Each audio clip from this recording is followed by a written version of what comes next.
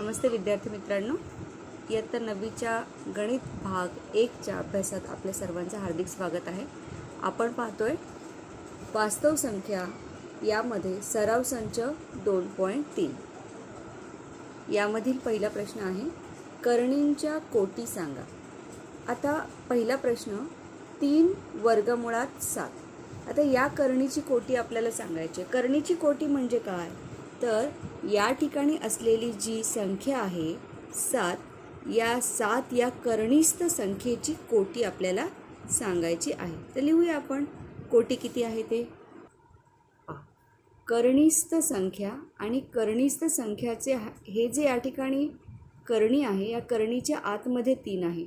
म्हणजेच या करणीस्थ संख्येची कोटी किती आहे, तर 3 एवढी कोटी आहे. दुसरी संख्या आहे 5 वर्गमुळात 12. या ठिकाणी पहा, वर्गमुळात 12 म्हणजे 12 ही करणीस्थ संख्या आहे. तर या ठिकाणी फक्त वर्गमूळ हे लिहिलेलं आहे, 5 ही संख्या वेगळी आहे. ठीक आहे, म्हणून या संख्येची कोटी आली 2. का बरं कोटी आली 2? कारण वर्गमूळ आहे. बरोबर. तिसरी संख्या आहे या ठिकाणी पहा, तिसरी संख्या आहे 4 वर्गमुळात 10. आता 4 वर्गमुळात 10, परंतु या ठिकाणी करणीस्थ संख्या जी आहे तिच्या करणीच्या बाजूला इथे 4 आहे. पहा, ही संख्या आणि ही संख्या याच्यामध्ये काय अंतर, याच्यामध्ये काय तुम्हाला फरक जाणवतो पहा. करणीच्या बाजूला 5 लिहिलेला आहे आणि करणीच्या आतमध्ये 3 ही संख्या, करणीच्या आतमध्ये 4 ही संख्या. याचाच अर्थ आतमध्ये म्हणजे इथे नव्हे, तर या ठिकाणी इथे 4, याचा अर्थ कोटी किती आहे, तर 4 ही कोटी आहे. ओके. त्याचप्रमाणे ही संख्या पहा, करणीस्थ संख्या आहे 39. तर या करणीची कोटी किती येणार आहे, तर या करणीमध्ये इथे कोणतीही संख्या नाही आहे, म्हणून कोटी किती 2. त्याचप्रमाणे 5वी संख्या पहा, या ठिकाणी करणीच्या आतमध्ये इथे कोपऱ्यामध्ये 3 आहे, म्हणजेच कोटी किती आली 3. तर आलं लक्षात तुमच्या.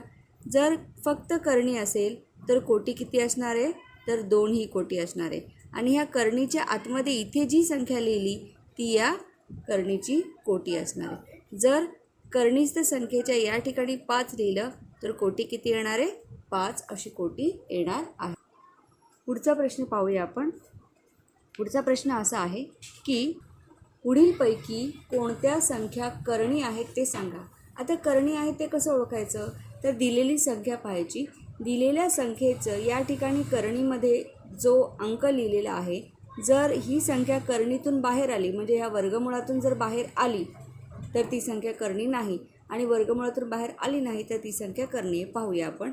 51 ही एक संख्या, या संख्येचे आपण विभाजक पाडूया आणि मग पाहूया की करणीस्थ संख्येतून हा अंक बाहेर येतो का. तर 51 या संख्येचे विभाजक 3 गुणिले 17, 17 त्रिक 51.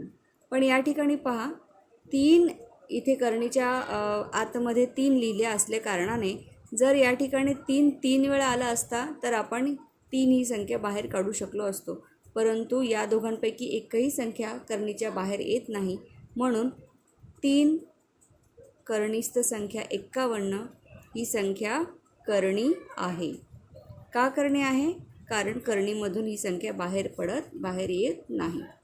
दुसरी संख्या आपण पाहूया, 4 करणीमध्ये 16. ओके. तर ह्या संख्येचे आपण विभाजक पाडून पाहूया. 4 करणीमध्ये 16. आता 16चे विभाजक आपण असे पाडू शकतो पहा, 2 गुणिले 8.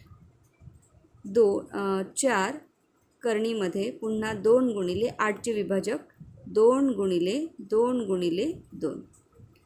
2 दुने 4, 4 दुने 8. ठीक आहे. पहा, 1 2 3 4, 4 वेळा 2 आले आणि बाहेर का आहे 4, म्हणजे आपण ह्या 2ला बाहेर काढू शकतो. आपण का 2ला बाहेर काढलं बरं, कारण करणीच्या इथे किती आहे, 4 हा अंक आहे. म्हणजे जोपर्यंत आतल्या करणीस्थ संख्या ही 4 वेळा गुणाकाराच्या स्वरूपात असेल तरच आपण त्या संख्येला बाहेर काढू शकतो.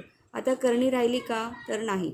म्हणून ही संख्या, कोणती संख्या, 4 करणीस्थ 16 ही संख्या करणी नाही.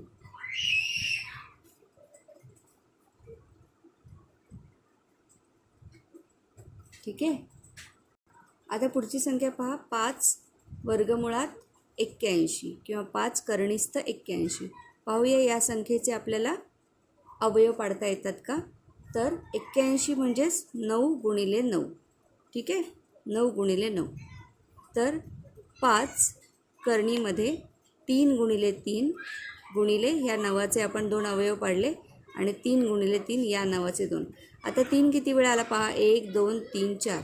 आपण 3ला बाहेर काढू शकतो का. तर नाही. का नाही काढू शकत. 3 जर 5 वेळा आला असता तर आपण 3ला बाहेर काढू शकलो असतो, पण या ठिकाणी 3ला बाहेर काढू शकत नाही. म्हणून 5 करणीस्थ 81 ही संख्या करणी आहे. ठीक आहे, ही संख्या करणी आहे. चौथं उदाहरण या ठिकाणी पाहूया. 256 ही संख्या आहे. वर्गमुळात 256. आता वर्गमुळात म्हणजे आपण आधी पाहिलं की वर्गमुळात जेव्हा एखादी संख्या असते तेव्हा करणीची कोटी किती असते. 2. म्हणजे 2 वेळा संख्या आली पाहिजे. हिचे अवयव पाडूया आपण. 256 हा 16 गुणिले 16 या अवयवाच्या स्वरूपात आपण लिहू शकतो. 2 वेळा 16 लिहिलं आणि इथे काय आहे वर्गमूळ, म्हणजे 16 आपण बाहेर काढू शकतो. ठीक आहे, 16 बाहेर काढला आपण. तर या ठिकाणी 16 ही संख्या करणीतून बाहेर आली, म्हणजे 256 ही संख्या 16च्या स्वरूपात बाहेर आली. म्हणजेच वर्गमुळात 256 ही संख्या करणी आहे का. तर करणी नाही. त्याचप्रमाणे पुढचं गणित पाहू. 3 वर्गमुळात 64. तर 3 करणीमध्ये 64. 64चे आपण फॅक्टर पाडूया. चला. 8 गुणिले 8. बरोबर. तर 8 गुणिले 8चे फॅक्टर जर आपण पाडले तर 3 वेळा आली पाहिजे संख्या. 2 गुणिले 2 गुणिले 2 ह्या 3चे फॅक्टर पाडले आपण. 3चे अवयव पाडले गुणिले 8चे अवयव पाडले. 2 गुणिले 2 गुणिले 2. पहा, हा 2 3 वेळा आहे आणि हा 2 3 वेळा आहे. म्हणजे आपण या ठिकाणी हा 2 आणि हा 2 बाहेर काढू शकतो. ठीक आहे. 3 2 गुणिले 2. यात एका ग्रुपपैकी 1 2 आणि या एका ग्रुपपैकी 1 2. आता 3 पैकी 1 का घेतले आपण, कारण या ठिकाणी कोटी किती आहे 3. बरोबर. म्हणजे 3 करणीस्थ 64 ही संख्या जी आहे ती 2 गुणिले 2 म्हणजे 4च्या स्वरूपात बाहेर आलेली आहे. ओके. मग या ठिकाणी 3 करणीस्थ 64 ही संख्या करणी राहिली का. तर ही करणी नाही राहिली. ओके.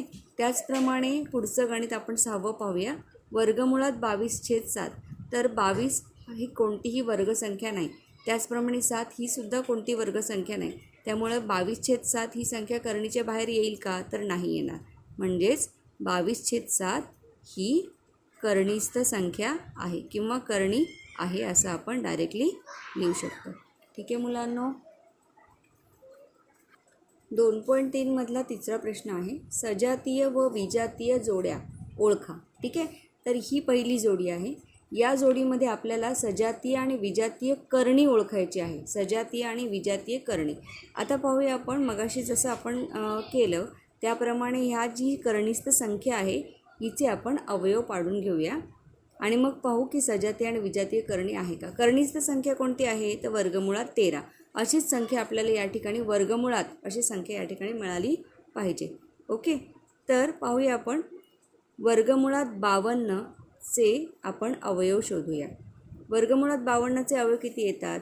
तर 13 गुणिले 4. 13 चौक 52. बरोबर. आता या ठिकाणी 13 चौक 52. तर ही 4 ही संख्या जी आहे ती करणीस्थ संख्येमधून बाहेर येऊ शकते, कारण 4 हा 2चा वर्ग आहे. बरोबर. आणि या ठिकाणी वर्गमूळ आपण घेतो आहे म्हणजे 4 ही संख्या 2च्या स्वरूपात बाहेर आली. मग 2च्या स्वरूपात 4 ही संख्या जर बाहेर आली तर कोण राहिलं आतमध्ये. तर 13 राहिलं. बरोबर.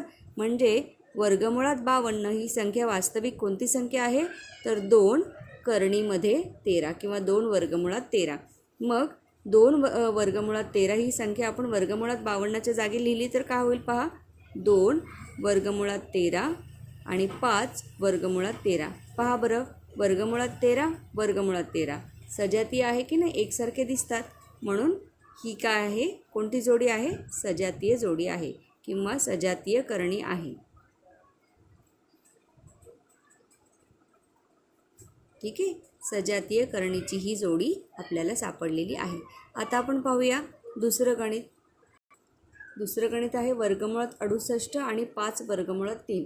आता ज्याप्रमाणे आपण इथे पहिल्या उदाहरणामध्ये अवयव पाडले त्याचप्रमाणे इथे आपण 68चे अवयव पाडून पाहूया काय मिळतं आपल्याला.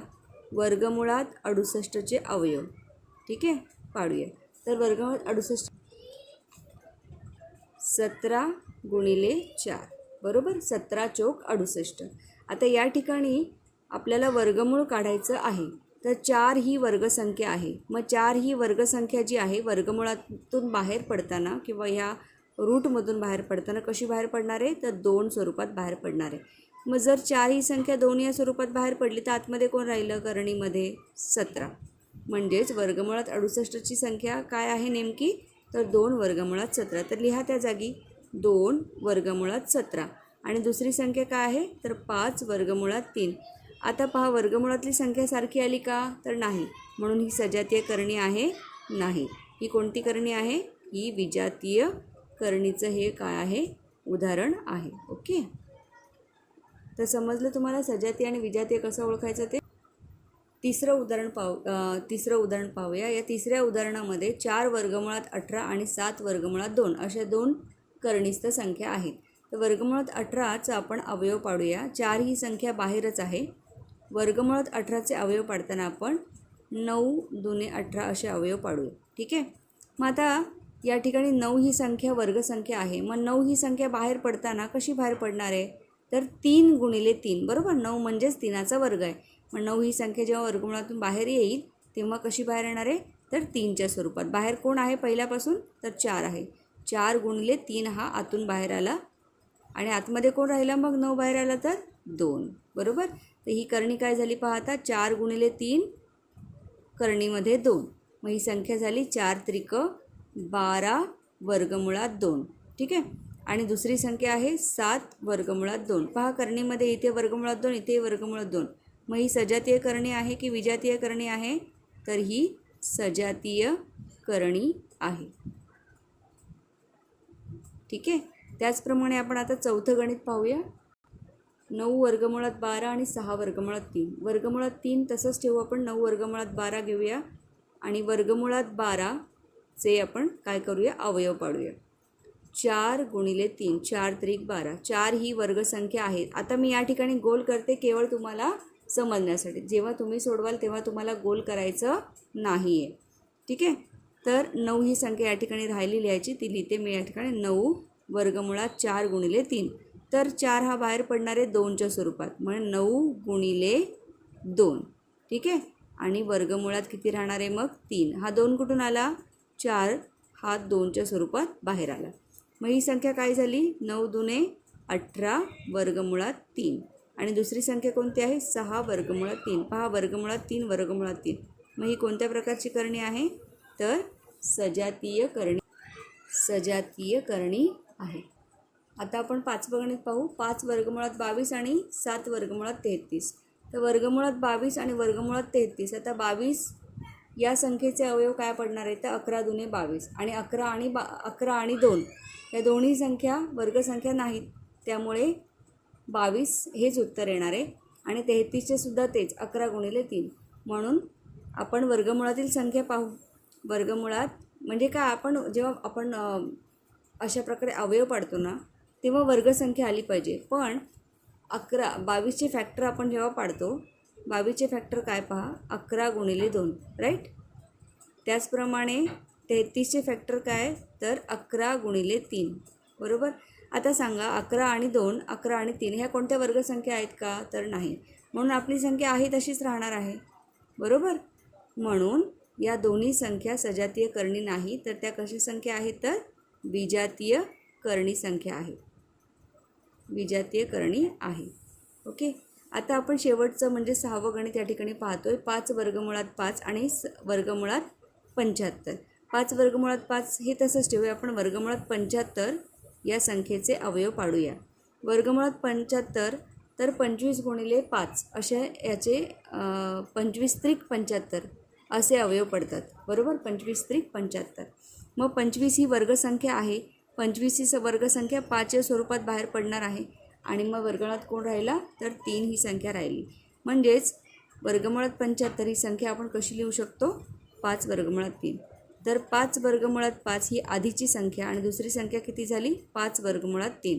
तर वर्गमुळात 5 आणि वर्गमुळात 3 ह्या सजातीय आहेत का? सारख्या आहेत का? तर नाही. ह्यासुद्धा कशा आहेत? विजातीय करणी आहेत. तर तुम्हाला नक्कीच समजलं असेल सजातीय करणी आणि विजातीय करणी कशी ओळखायची. हा व्हिडिओ पाहण्यासाठी आपले खूप खूप धन्यवाद. थँक्यू.